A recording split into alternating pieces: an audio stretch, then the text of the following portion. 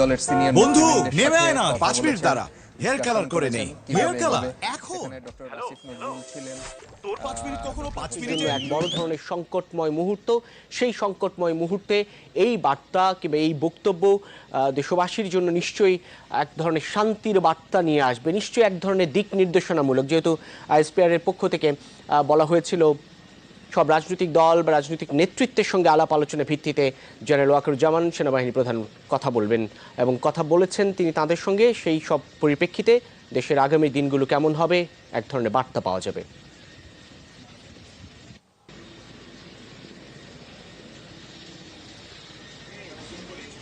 জানেন যে দেশে একটা ক্রান্তিকাল চলছে।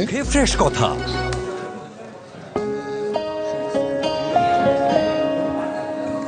আমন্ত্রণ করেছিলাম, ওনারা এখানে এসেছেন, আমরা একটা সুন্দর আলোচনা করেছি।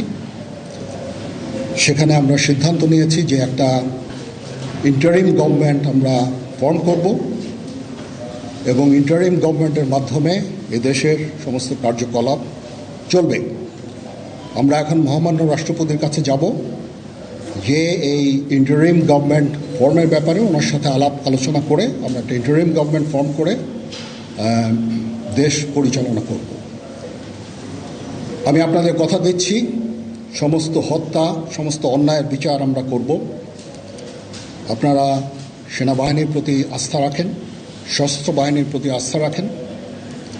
আমি সমস্ত দায় দায়িত্ব নিচ্ছি, আপনাদের জানমাল, এবং আপনাদেরকে আমি কথা দিচ্ছি যে আপনারা আশাহত হবেন না।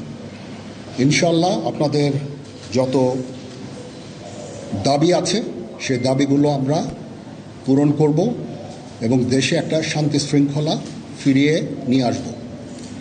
আপনারা আমার সাথে সহযোগিতা করেন, দয়া করে আর এই ভাঙচুর, হত্যা, মারামারি, সংঘর্ষ এগুলো থেকে বিরত হন।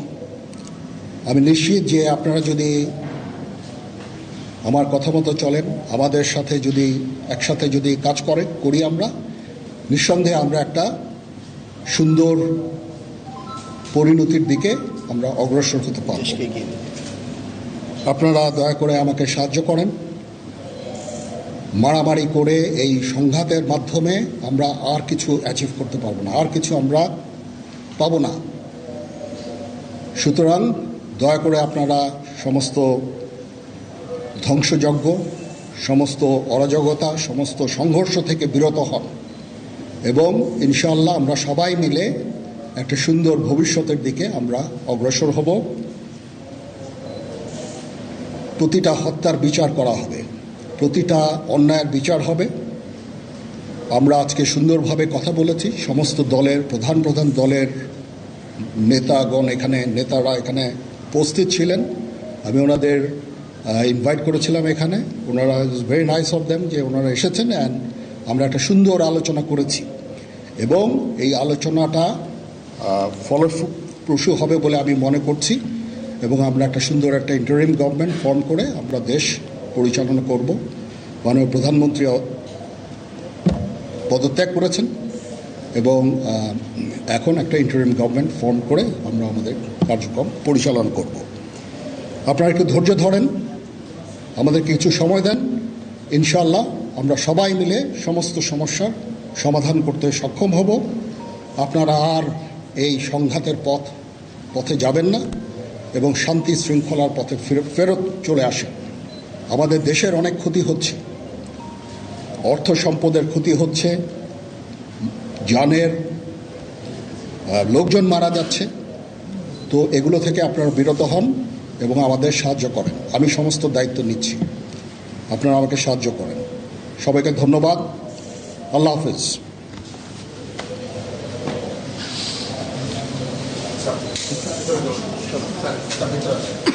আপনারা কি কোনো প্রশ্ন করতে চান? এনকোয়ারিজ এখনও এটা না, এটা খুব আর্লি স্টেজ। আমরা যাব মহামান্য রাষ্ট্রপতির সাথে যে আলাপ আলোচনার মাধ্যমে এটা আমরা করব।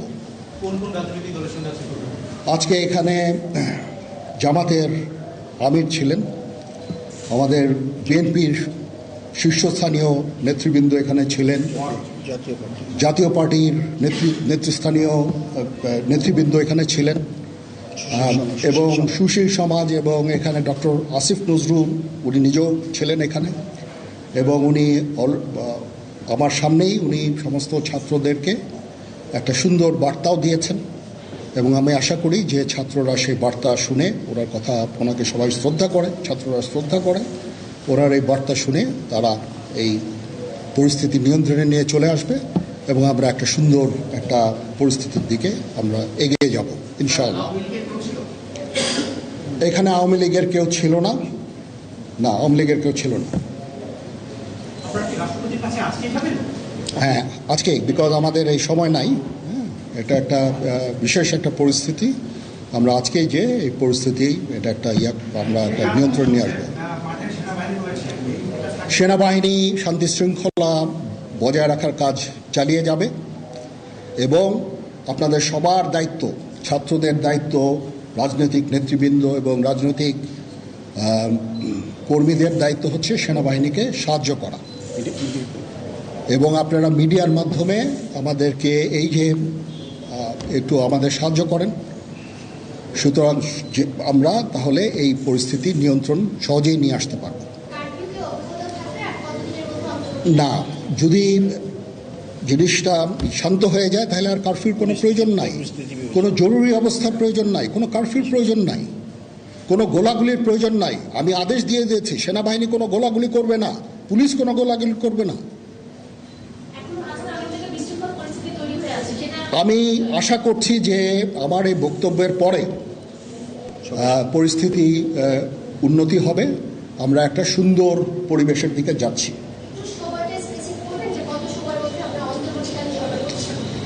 আমরা এটা না, আমি আজকে রাতের মধ্যে একটা আমরা সলিউশনে যাওয়ার চেষ্টা করব, বাট আমাদের হয়তো 2-1 দিন সময় দিতে হবে। এটা আমরা এখনও এটা টু আর্লি, আমরা যাচ্ছি যে আমরা কথা বলবো মহামান্য রাষ্ট্রপতির সাথে, আমরা একটা সুন্দর সলিউশনে আমরা পৌঁছাবো।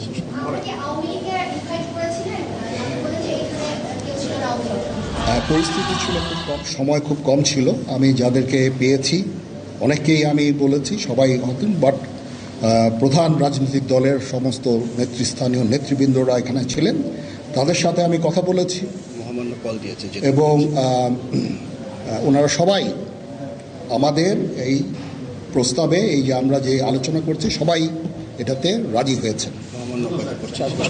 এখানে মমিনুল হক সাহেব ছিলেন, এখানে জামাতের আমির ছিলেন, জুনায়েদ সাকি উনি ছিলেন, তারপরে ডক্টর আসিফ নজরুল ছিলেন, আমরা সবাই মিলে এবং সবাই আমরা এটাতে একমত পোষণ করেছি।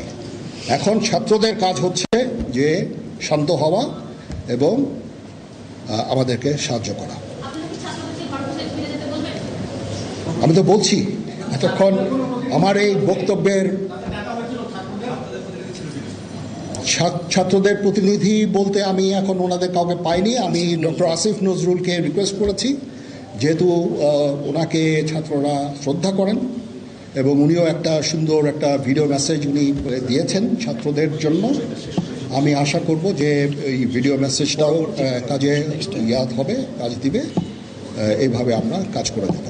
সবাই ভালো থাকেন, সবাইকে ধন্যবাদ। এখানে আপনারা যত প্রশ্ন করতে থাকবেন আমাকে দেরি করাবেন, ইট ইজ টু আর্লি।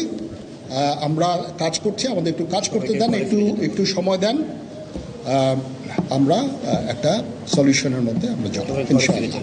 হ্যাঁ, আপনারা সবাই যারা আন্দোলনরত, যারা ছাত্ররা আছেন, আন্দোলনরত যত লোকজন আছেন, দয়া করে ঘরে ফিরে যান। সবাই ভালো থাকেন, আল্লাহ আমাদের মঙ্গল করুক। আল্লাহ হাফেজ।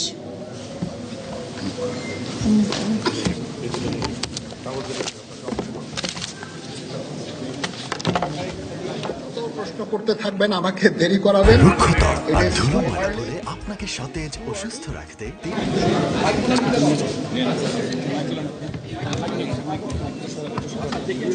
আমরা দেখছিলাম জেনারেল ওয়াকারুজ্জামান, বাংলাদেশ সেনাবাহিনীর প্রধান, তিনি কথা বলছেন গণমাধ্যম কর্মীদের সঙ্গে এবং